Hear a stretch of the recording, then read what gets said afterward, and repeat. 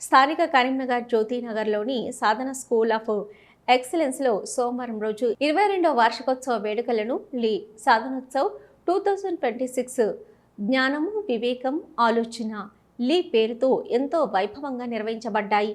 ఈ కార్యక్రమానికి పాఠశాల అధినేత డాక్టర్ చింతపల్లి శ్రీనివాసరావు గారు ముఖ్య అతిథిగా హాజరై దీప ప్రజ్వలన చేసి కార్యక్రమాన్ని ఘనంగా ప్రారంభించారు. అనంతరం ఆయన ప్రసంగిస్తూ విద్యార్థులు విద్యతో పాటు సాంస్కృతిక క్రీడా రంగాల్లో కూడా ప్రతిభ చూపాలని సూచిస్తూ తమ ప్రతిభను అభివృద్ధి చేసుకుంటూ సమాజానికి ఆదర్శంగా నిలవాలని ప్రోత్సహించారు. ఆయన ప్రసంగం విద్యార్థులకు ఎంతో ప్రేరణనిచ్చింది. ముందుగానే విద్యుత్ దీపాలతో అలంకరించిన పాఠశాల ఆవరణలో చిన్నపిల్లల నృత్యాలతో సాంస్కృతిక కార్యక్రమాలతో పండగ వాతావరణం నెలకొన్నది.